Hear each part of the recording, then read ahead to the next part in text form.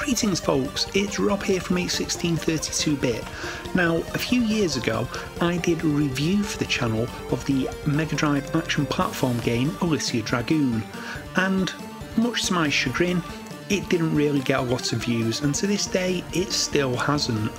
Now, I really love this game. I think, as the title says, it's an underrated gem. It's one of the best action platformers on the Mega Drive, and it is criminally underrated in my opinion.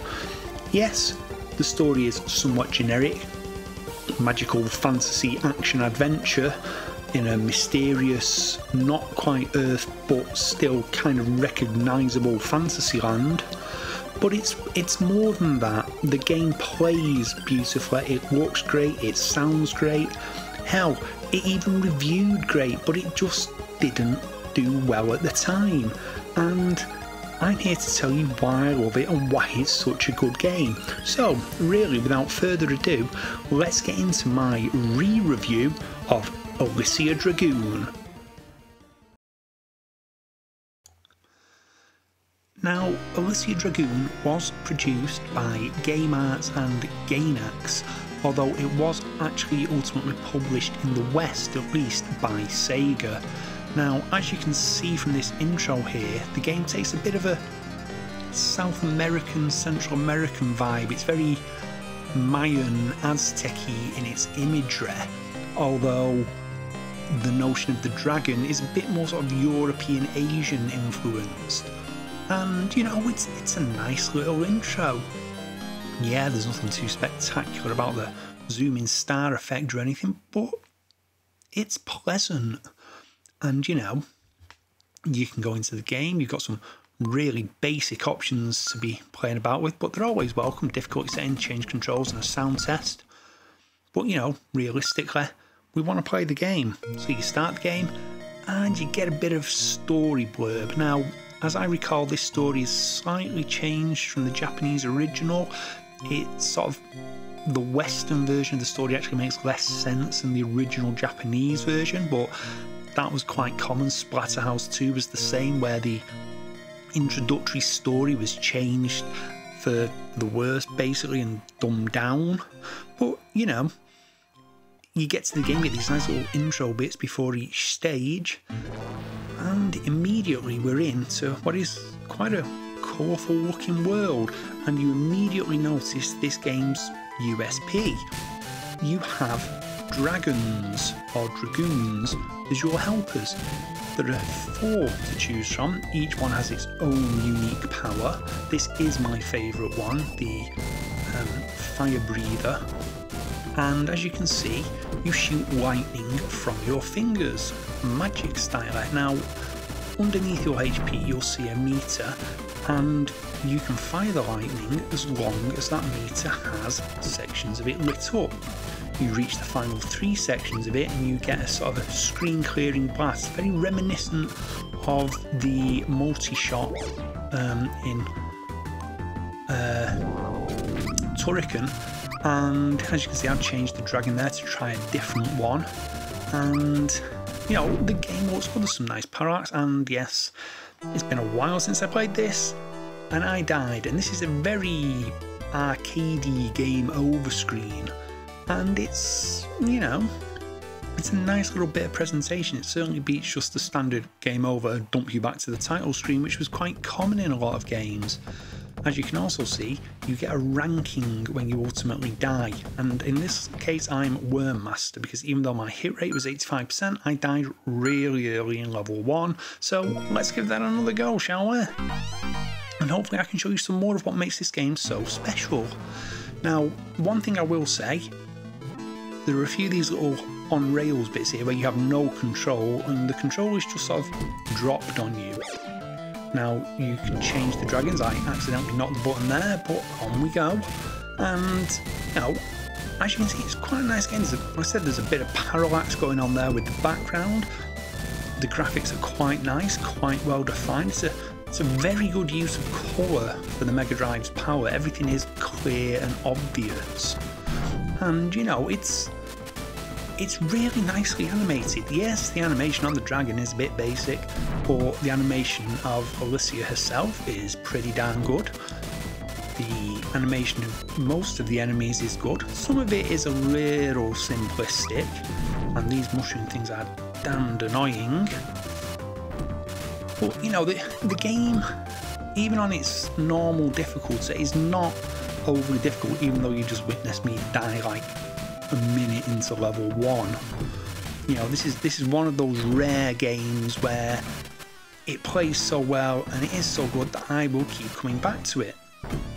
Now, this is all quite simple stuff at this point, and you know, it does what it does and it does it well, but there's just something about the way it feels. It plays beautifully, it handles beautifully, you know, it's got a nicely structured power-up system. You electrocute them out of the air, some of it affects you, some of it affects your Dragoon. These enemies are a bugger. Bats. Now, obviously you can see a mesh effect there. Obviously on the CRT that would appear blended and would give sort of a shadowing effect. Yeah, you know, but for the most part this is a fairly nice intro to the game. You get used to all the mechanics pretty much straight away. And there's no tutorial, there's no need for any hand holding.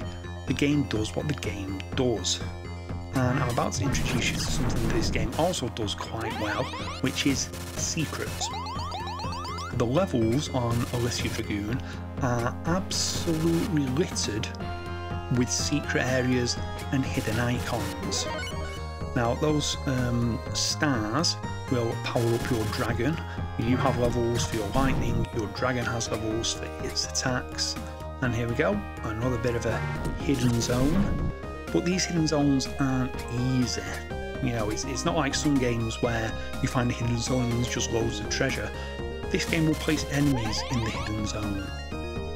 And, you know, it'll make you work for it. Quickly change the dragon there to power one of the other ones up. Oops, another accidental hit of the button. And as you can see, again, even on this interior stage where there's no parallax as such, it's still a great looking game. It's really good use of the Mega Drive power, as I said, and it's just a fun game to play. You know, it does suffer from a few fantasy tropes. Yes, you have a female hero, and yes, she is relatively scantily clad, although the version you see here in the game and on the background during my intro is not quite as traditional fantasy scantily clad as the European box art was, which was very much in the Boris Vajelo, I'm not sure how to pronounce it, mode of fantasy female in typical covers nothing but their boobs and butt armour. But you know, it was the 90s, they weren't as enlightened as we are.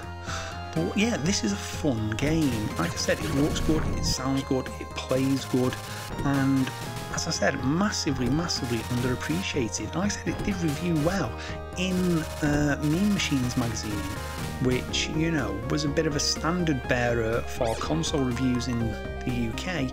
It got 87%, a really solid review, and it just didn't sell. Sega, who published the game, just didn't seem to have confidence in it and didn't really put that many copies out there. Now, I remember playing it back in the day. I picked it up as a second-hand game when I was in my mid-teens, and I loved it then. And now, what, 30 years on, gosh, 30 years, I still love this game to pieces. When I repurchased the Mega Drive a few years ago, one of the first games I saw out and purchased was my copy of Alisia Dragoon, because it's that damn good, and I would rather have this, honestly, than a Sonic the Hedgehog game. Personal preference, I think the Sonic games are great, but my reactions, you know, I'm dyspraxic, I don't have the speediest reactions, I can only get so far in a Sonic game.